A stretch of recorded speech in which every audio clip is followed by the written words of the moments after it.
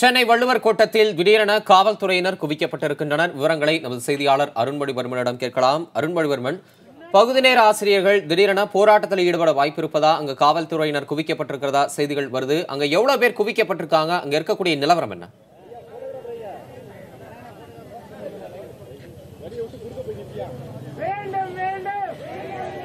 தம்பி தமிழரசன், இப்போ நம்ம இருக்கிற சென்னை வள்ளுவர் கோட்டை பகுதியில் பார்த்தோம்னா இப்போ ஒரு 100க்கும் மேற்பட்ட தகுதி நேர ஆசிரியர்கள் போராட்டத்தில் ஈடுபட்டிருக்காங்க. இவங்க இங்கே போராட்டத்தில் ஈடுபடுறதுக்கு காவல்துறையினரால் அனுமதி அளிக்கப்படலை. அதன் காரணமாக முன்னெச்சரிக்கை நடவடிக்கையாக தான் இந்த இடத்துல ஒரு 200க்கும் மேற்பட்ட போலீஸார் குவிக்கப்பட்டிருந்தாங்க. இவர்கள் நேற்று இரவே பல மாவட்டங்கள்லேருந்து தங்களுக்கு பணியை நிரந்தரம் செய்து தரணும் அப்படின்ற கோரிக்கையை முன்னிறுத்தி இங்கே போராட்டத்தில் ஈடுபடுவதற்காக கமிஷனர் அலுவலகத்தில் கோரிக்கை மனுவை அளித்திருந்தாங்க. ஆனால் இவர்களுக்கு இங்கு போராட்டம் நடத்துவதற்கான அனுமதி அளிக்கப்படல. அதன் அடிப்படையில் நீங்கள் இங்கே போராட்டம் நடத்தக்கூடாது அப்படின்னு சொல்லி இவர்களுக்கு காவல்துறையினர் அறிவித்தாங்க.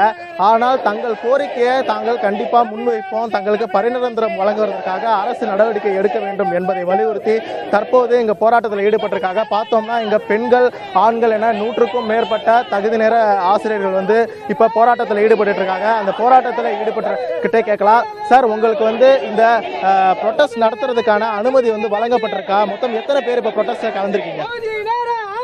நேற்று அனுமதி கொடுப்பதாக தள்ளி போடலாமா? நேற்று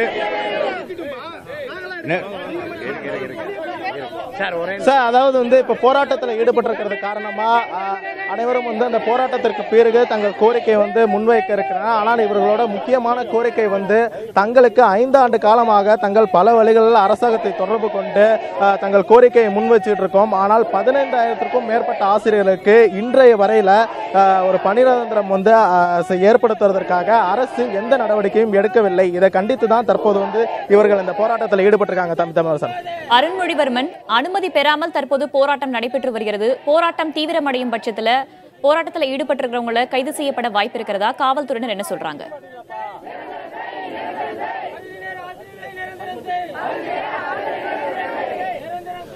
வேதவள்ளி, இவங்க முன்பே சொன்ன மாதிரி இவர்களுக்கு உரிய அனுமதி பெறவில்லை. இவர்கள் நேற்று இவர்கள் போராட்டத்திற்கு அனுமதி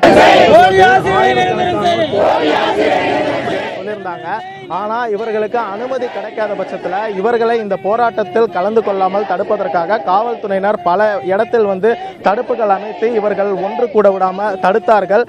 இங்கே நம்ம பார்த்தோம்னா கூட பல பெண்கள் ஊர்லேருந்து அவங்க பை அப்படியே பஸ் ஸ்டாண்ட்லேருந்து இறங்கி அவங்க பையை தூக்கிட்டு வந்திருக்க காட்சிகளையும் நம்மளால் பார்க்க முடியுது.